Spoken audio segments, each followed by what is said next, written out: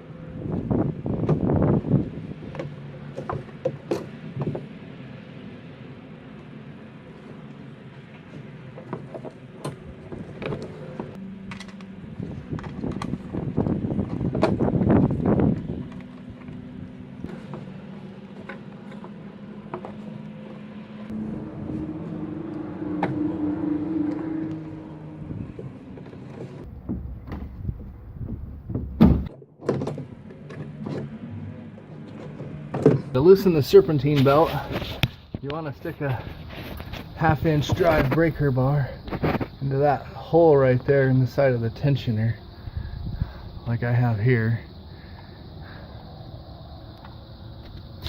And you just push forward on that, and that will let the tension loose on the belt, and you can just take the belt off.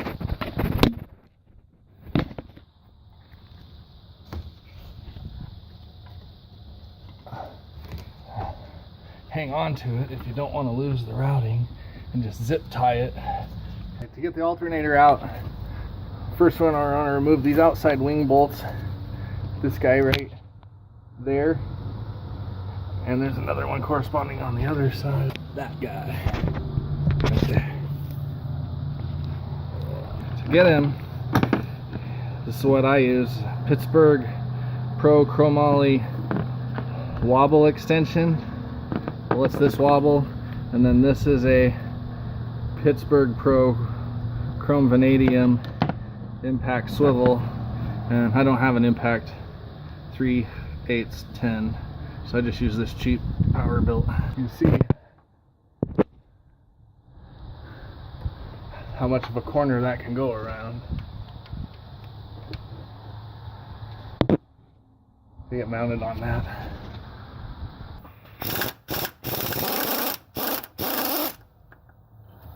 Like that. Now I'll show you this one here.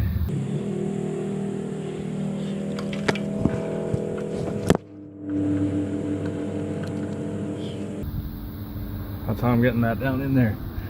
Like I said, this thing is a lifesaver.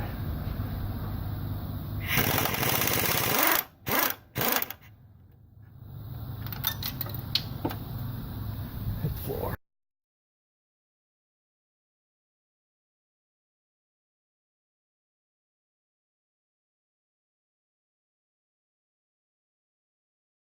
Okay, so after you get these bottom bolts out, then you can take this whole unit forward.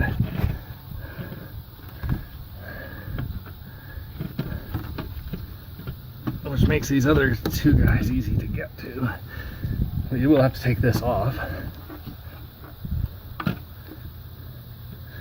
that's what this guy's for.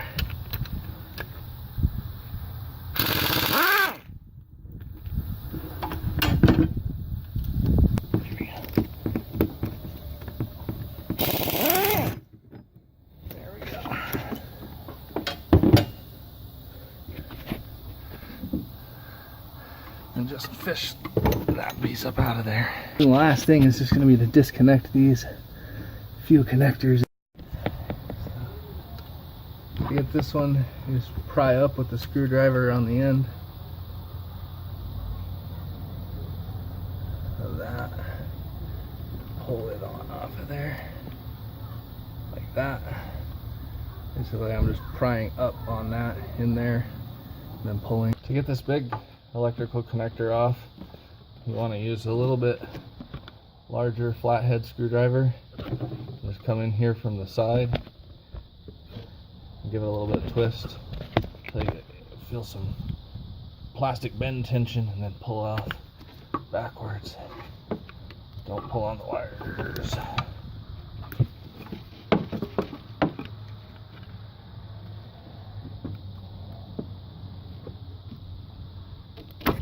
Like that. See, you're basically just going down in here like this with your screwdriver and prying on it with a twist to bend that part off. Okay, so the last thing holding this alternator in is the power wire. Pop this cap off, and this is a no impact zone because this post is probably made out of some lesser than steel metal that won't corrode due to the electric current that runs through it, so you don't want to break that off. So we'll get some made in USA tools rocking here, get that crowd cheering, since they've been having to look at made in Taiwan tools for a while. Craftsman made in USA, SK made in USA, the old diamond logo.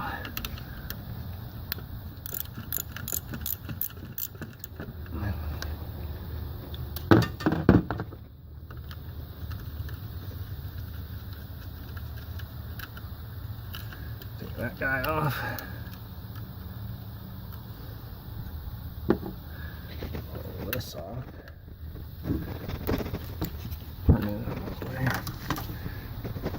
So now this guy will come out of this hole if we remove this one hose. So I move the alternator that as far that way as I can. So keep from any coolant getting on it. Turn this puppy off.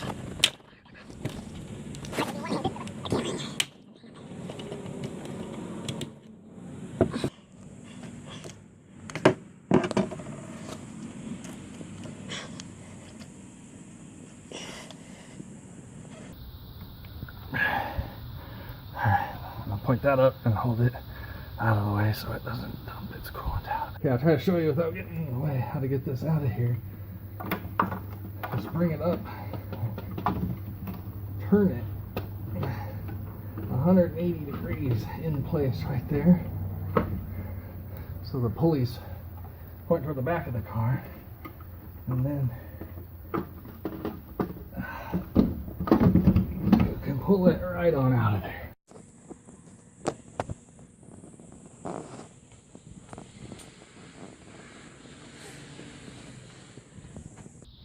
Project continues in the evening edition. when you get your new alternator, because that one tested bad, you may get this piece. I didn't get it on the last one I got. So you just make a choice. You can take this guy, peel him back, and just take that off. Replace that, or since it's just a piece of plastic with a piece of metal to it, you can use the same one. So that's what I'm going to do.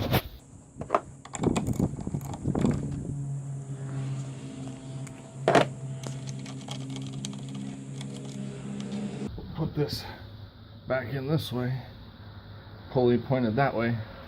So at this point that I would note, if you have a 6-track pulley on your original, you may come home with an 8-track pulley on your replacement. So check it out when you buy a new one or get a replacement. And I had to have the guy at AutoZone use his electric impact wrench to get that guy off and maintain my 6-track pulley. Just something to be aware of so you don't end up home with the wrong part. So I'll put this back in here.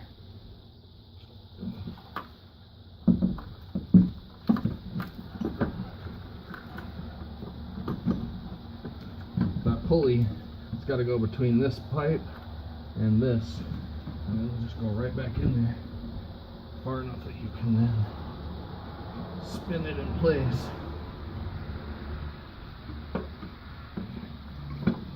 Get it oriented the right direction.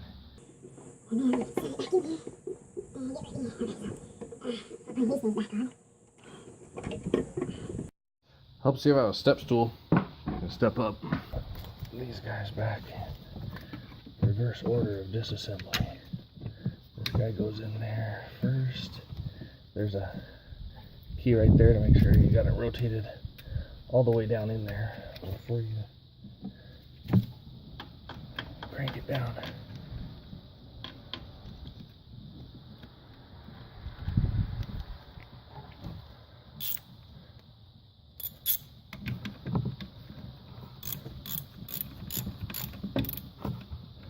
And also, same thing on here, when you tighten this up, the reason we're not using the impact is because of that post being exotic metal. So you also don't want to over torque this and just twist it off.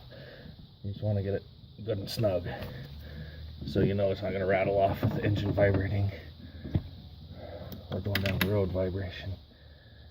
There we go. Replace that cap. This guy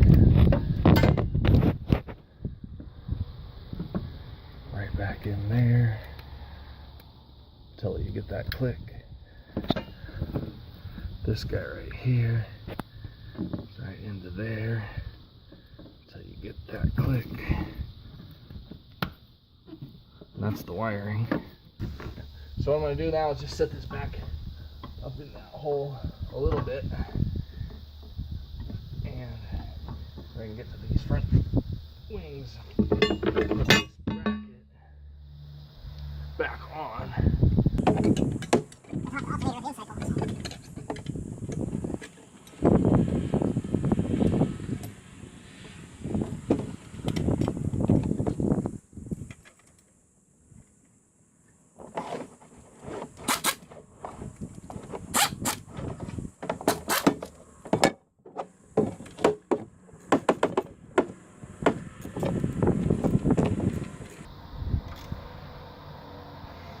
Usually when I'm going back together, I will not have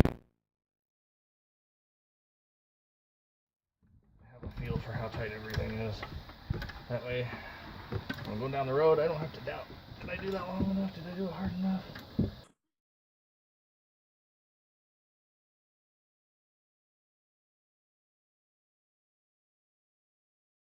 So I got those wings put back on that. Then you can hang it by those wings back on those two mount points where those other two bolts go.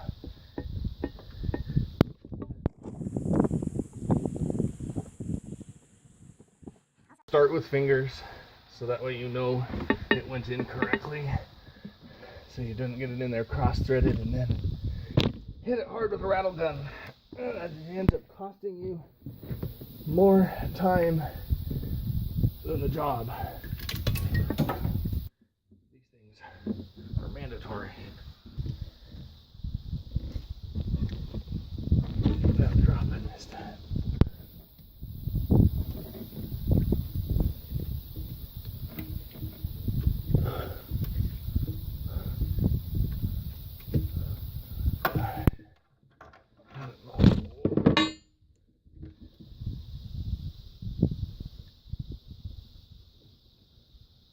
And it is threaded in correctly. So then add power.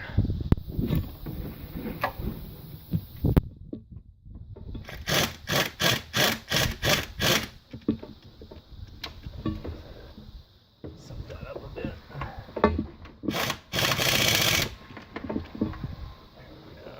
Another one.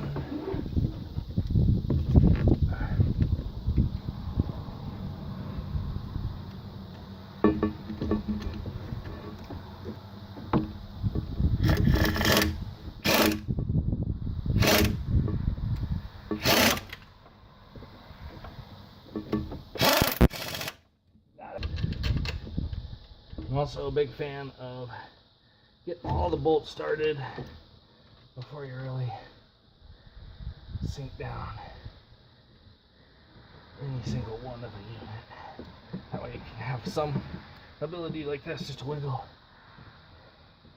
Get it lined up, started, good. Quite a few threads in, like that. This unit.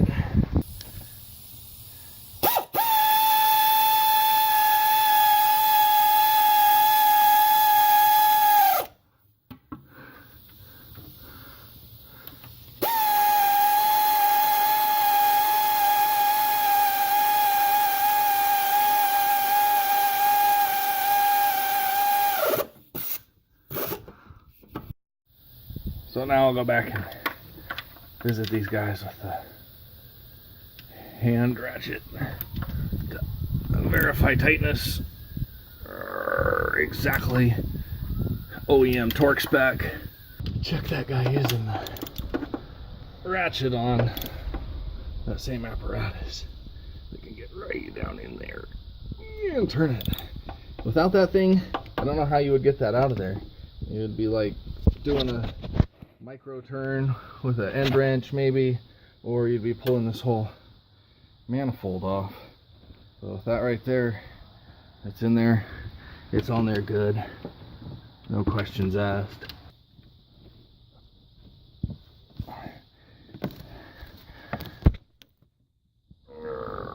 That ratchet, air ratchet, puts it on there pretty decent. That little super stubby can end up being pretty handy.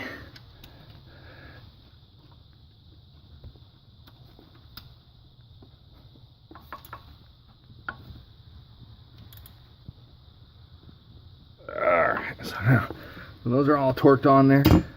That puppy is mounted, and we've got to flap the belt back on.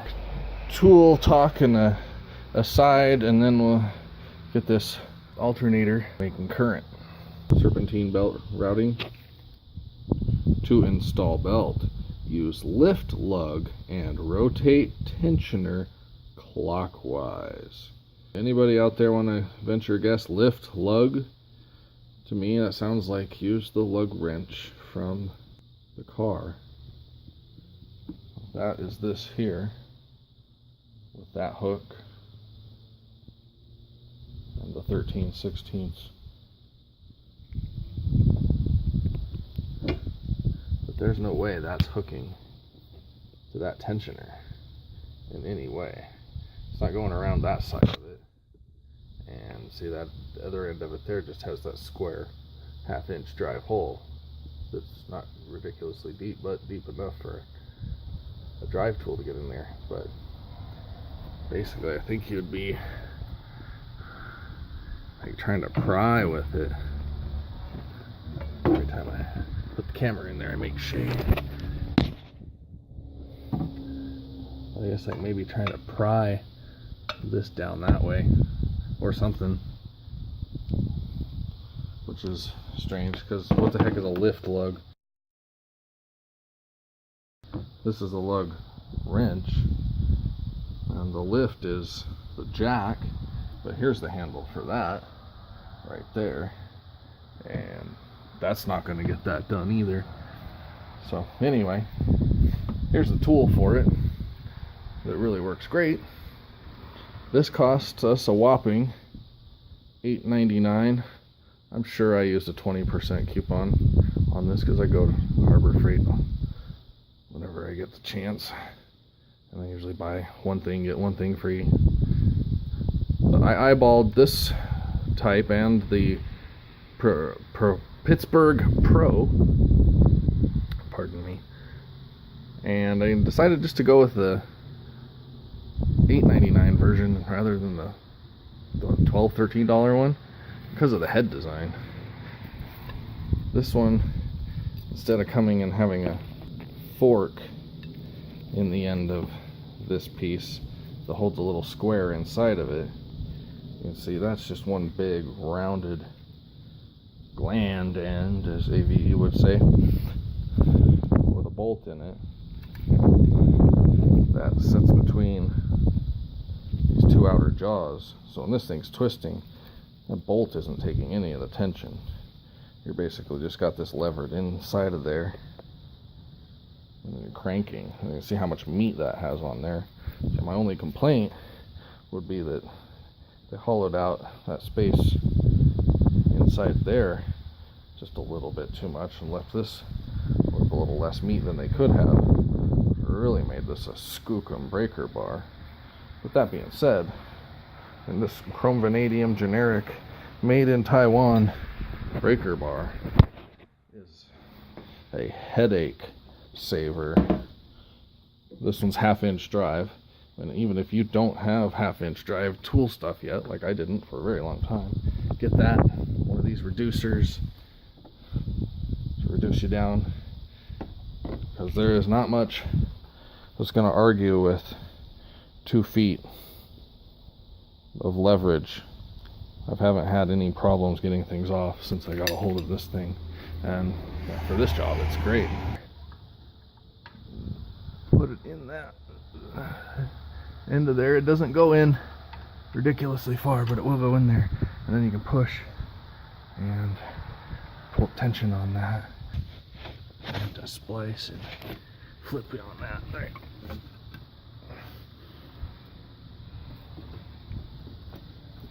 Oh no, don't do that. Go back around there. Thank you. So I just crank with this guy, put that guy back up over the top of that, and you can let go, pull him out.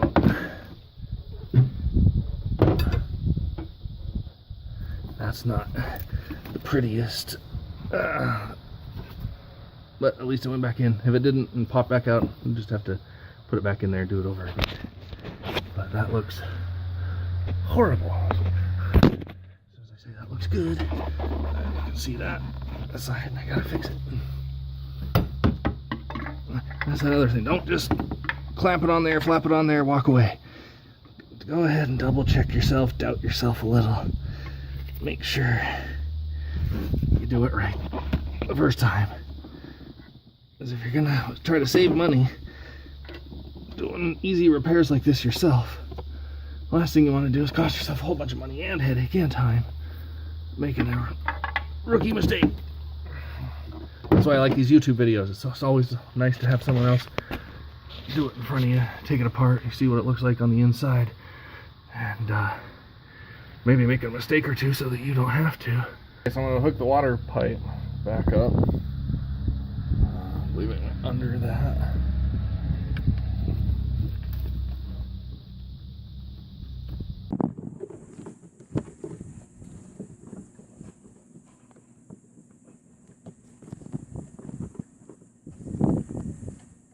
Let go. There we go. Now the intake. Put that over here. Put this part back on first.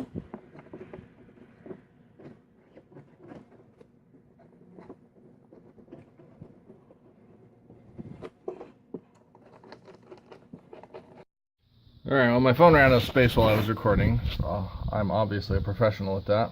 All I did was also reconnect that hose to that, reconnect that sensor there, and then put this back together. Standard air cleaner. And I showed you how to take it apart at the beginning.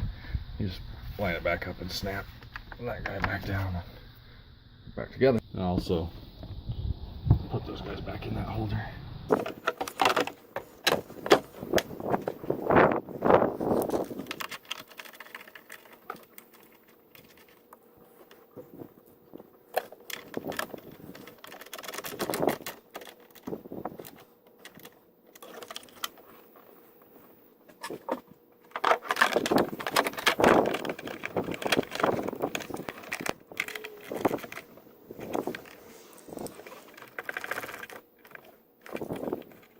Okay, we got our under hood light on, batteries hooked up, rocking 11.81 volts, and dropping. So, it's a moment of truth. Oh, baby. Oh, yeah. Alright. Give me voltage, or give me death. Looking good. Oh, yeah. 14.12 volts on the idle. That is what we like to see. That is a charger. We got headlights on. Do we have AC rocking? Max AC. Max AC. Full fans. Full rear fans. Hell. Full blast. Alright. Now 12.8 volts. Still holding steady with all that draw. So I got some readings and obviously some charge. It didn't put out the same when I got everything turned back off. It was about 13.3 with everything turned back off. I disconnected that light up there. So I'm going to do one last test. I moved my multimeter from volts and ohms over to amps and switch over to measuring current. And then I measure between the removed negative terminal and the negative battery post. I'm going to find basically 0.323, so this is 310 or 320 milliamps of current being drawn by the systems. There's a trailer brake that has a LED light on it. There's a security alarm that has a LED light on it. Not sure what else. But when you do this test, you may see even up to like 1.5 amps. If that's the case, it's probably still got your computer running. I actually did see it, but didn't catch recording it going from about 1.5 amps with seemingly everything off down to suddenly this much current draw here, 290, 300 milliamps. So now we have our baselines for voltages for our alternator and our parasitic current draw right there. We know what that's like with a quote-unquote brand new thing, and we'll see how many months I get out of this one. I got 2 months and a week out of the one I just changed, and that's why I decided to do this video, because now I'm not stumbling around wondering what I'm doing. I knew what I was doing, so I could just take the time also to set up and record and hopefully help someone else decide to do this themselves instead of pay someone else, because I know it's pretty intimidating when you think alternator and you have to look down way inside there and say, oh man, it's way hidden. But it's really not that bad of a job. I hope this helps you out if you have Ford Expedition, Lincoln Navigator. This is a 2002. Should be the same. If it's not, then there's probably another YouTube video out there that I saw when I first watched to do this that turned out not to be the same as mine, because I have a different intake and configuration. So that's also a reason why I made this video. But again, 2002 Lincoln Navigator alternator change. That's how to get it done. I'm gonna make like a cow pie and hit the dusty trail.